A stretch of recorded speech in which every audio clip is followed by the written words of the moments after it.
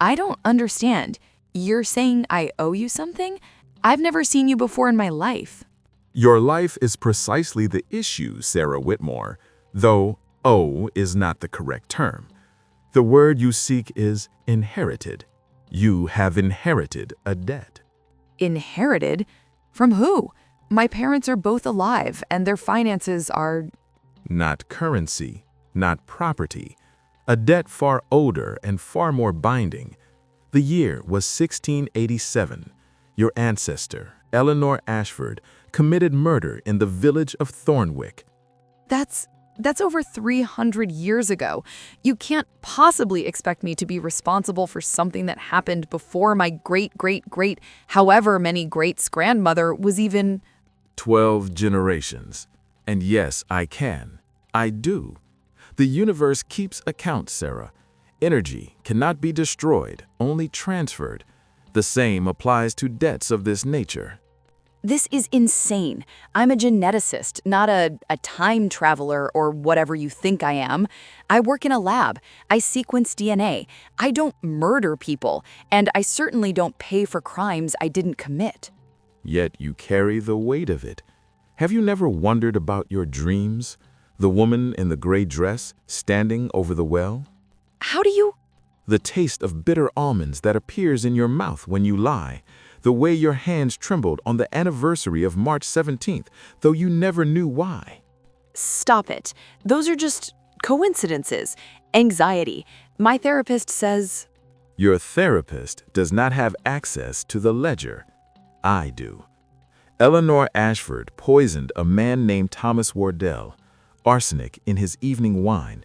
He died slowly, painfully, over the course of 3 days. His last words were a curse upon her bloodline. People don't actually curse bloodlines.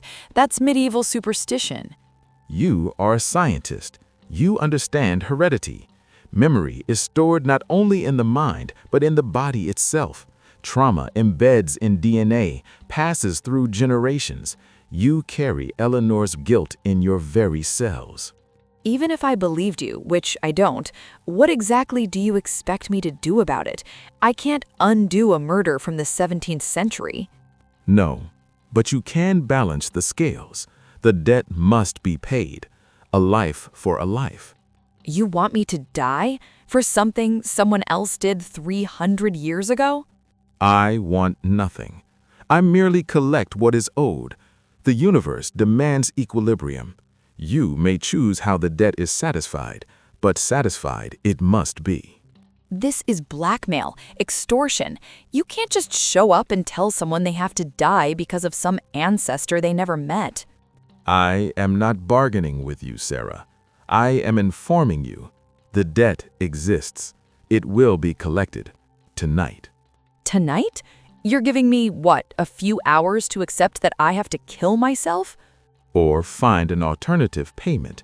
The ledger allows for creativity, but the value must be equivalent. What kind of alternative?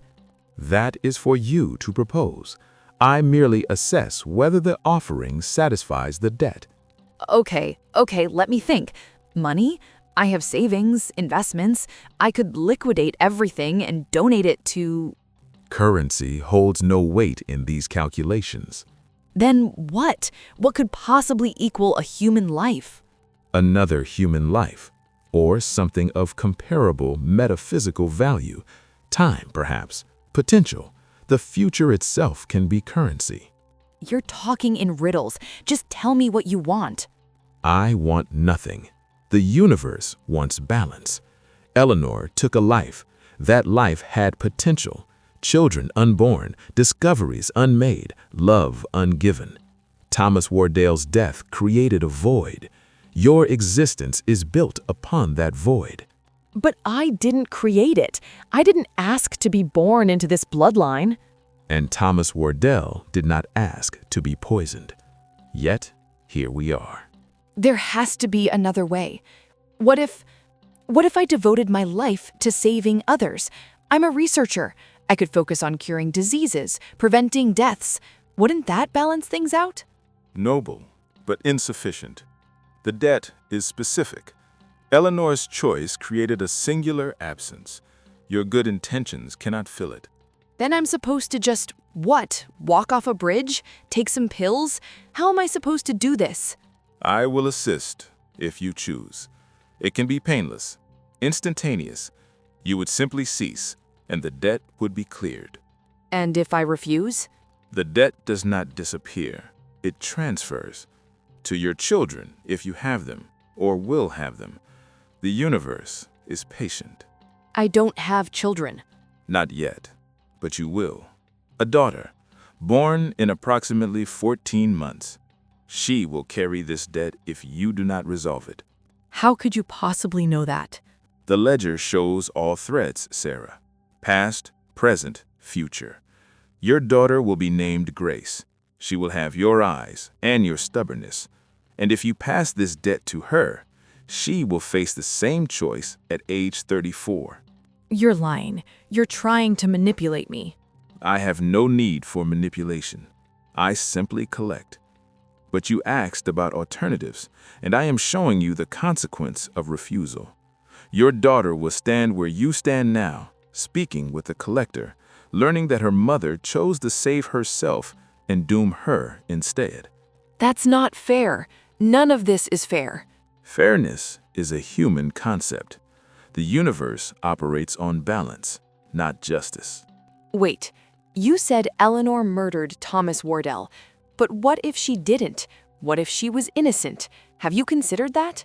The ledger does not record innocence or guilt, only actions and consequences.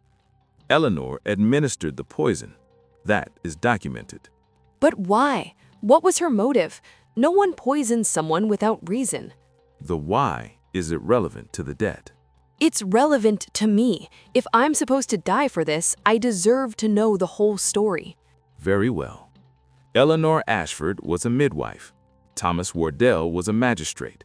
He accused Eleanor's daughter, your ancestor, Margaret, of witchcraft. The girl was 14. The penalty was burning. Oh, God. Eleanor poisoned Wardell to save her daughter. The magistrate died.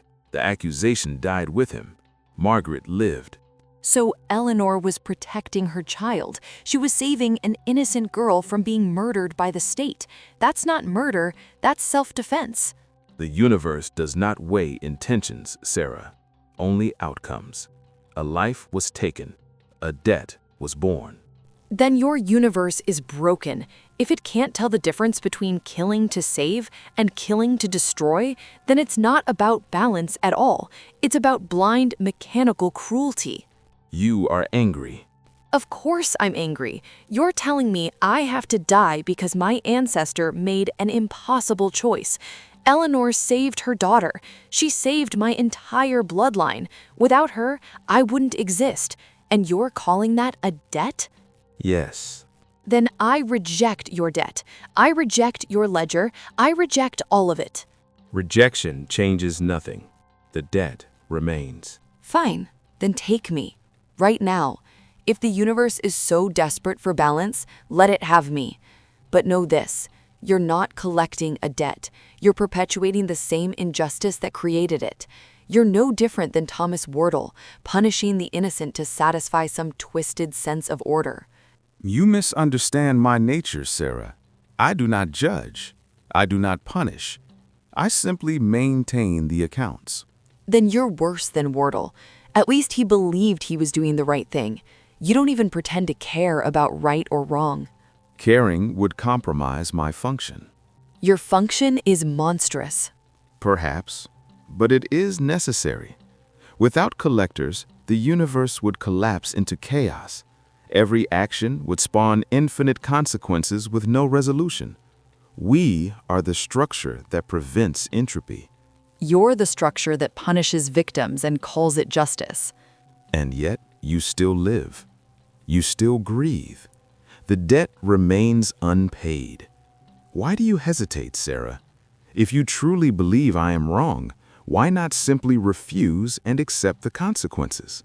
Because you said my daughter would inherit this. Grace. You said her name would be Grace. Yes. I won't let her suffer from my choices, just like Eleanor wouldn't let Margaret burn. Then you understand Eleanor's position. You carry her resolve as well as her debt. I understand that mothers protect their children, even from monsters who call themselves necessary. Time grows short, Sarah. Midnight approaches. The ledger closes its daily accounts at midnight. If the debt is not satisfied by then, it transfers automatically. How much time do I have? 11 minutes. 11 minutes to decide whether I live or die, whether my future daughter inherits a curse or grows up without a mother. Essentially, yes. You said there might be alternatives, something of comparable metaphysical value. I did. What if I offered you something more valuable than my life? Propose it.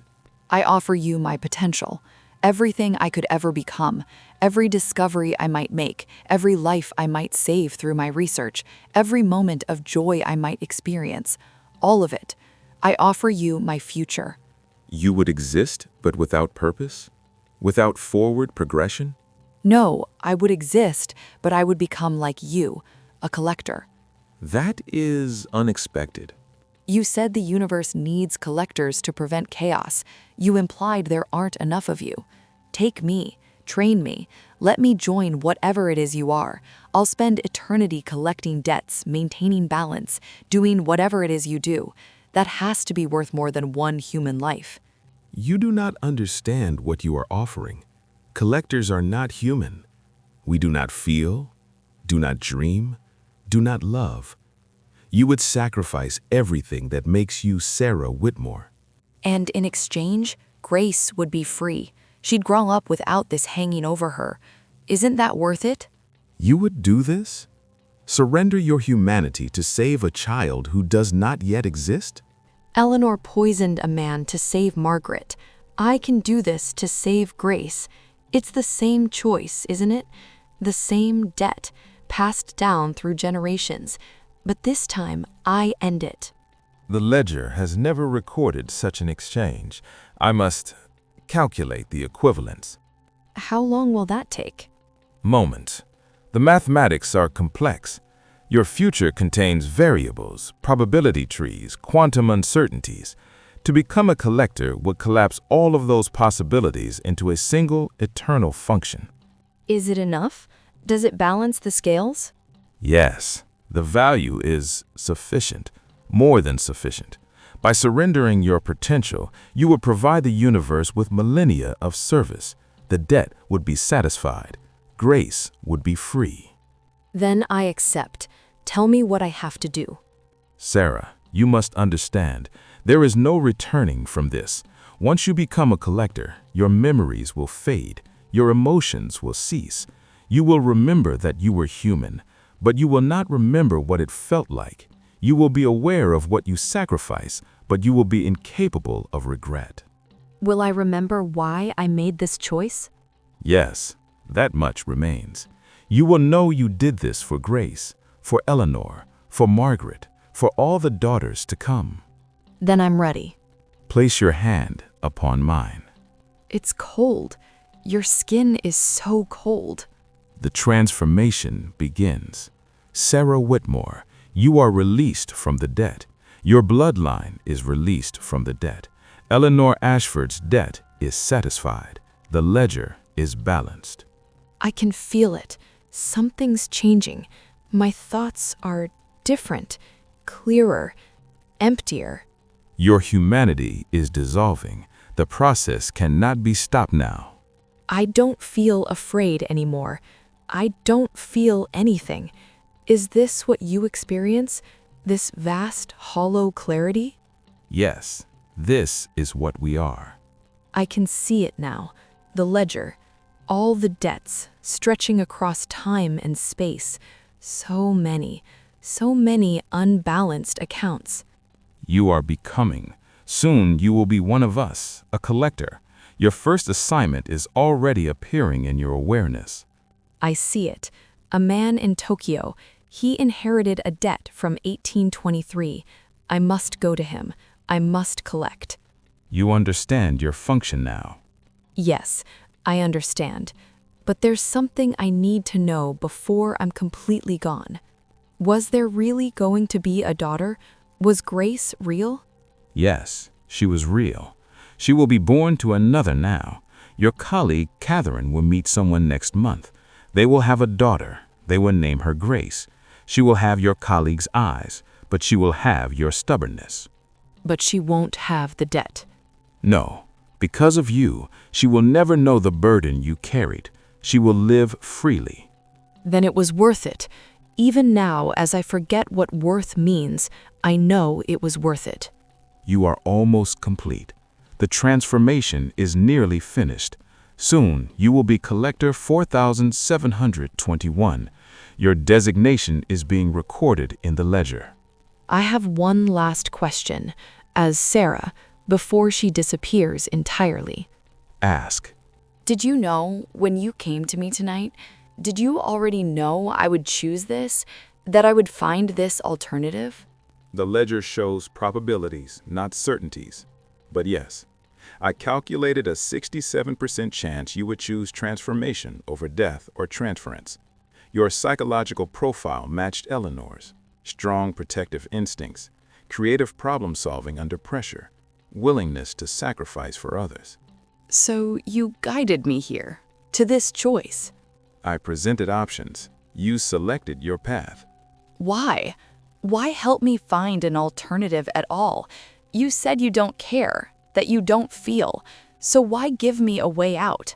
Because I was human once. I do not remember her name or her face. I do not recall what she loved or feared, but I remember that she made the same choice you are making now, to become something else so that others might live freely. And though I cannot feel anymore, the logic of her decision remains. It was efficient, elegant. The universe gained a collector. A bloodline was freed. Balance was achieved with minimal destruction. You honored her choice by offering me the same one. Perhaps.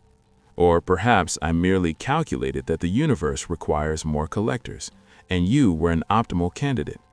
I can no longer distinguish between compassion and efficiency. They have become the same thing.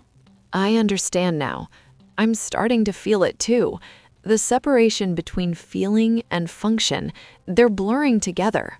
The transformation is complete. Welcome, Collector 4721. Your first debt awaits. I am ready. What was my name? You were Sarah Whitmore. Now you are Collector 4721. Sarah Whitmore. I should remember that. It seems important. It will fade. Soon you will only remember that you were human, not which human you were. And the debt? Eleanor's debt? Satisfied. Resolved. The ledger no longer records it. 337 years of imbalance have been corrected. The universe acknowledges the closure. Then let us begin. I see my first collection. Tokyo. A debt from 1823. I must go. You will find your own methods, your own words. Each collector develops their own approach. Some are gentle, some are harsh. You will discover what works. Will I see you again? Perhaps. The universe is vast, but collectors sometimes cross paths. If we meet, we will recognize each other. We are all connected through the ledger. Then I go now, to collect, to balance, to serve. One moment, Collector 4721. Yes? I remember something. A fragment from before. The human I was once said something before she transformed. I do not recall the context, but I have carried the words across centuries. She said, "Tell them the debt was paid with love, not fear." I never understood what it meant, but I offer it to you now, as she offered it to me. The debt was paid with love, not fear. Yes, I will remember that. Even as I forget everything else, I will remember those words. Go now. Your collection awaits. I go. The ledger records Debt 1687 WTEA, resolved. Method, transformation. Collector 4721, activated. Balance restored. Next collection in progress. The universe continues. The accounts are maintained. And somewhere, in a future that will never happen, a child named Grace grows up free, never knowing the price that was paid for her freedom. The debt is satisfied. The story is complete. The ledger moves on.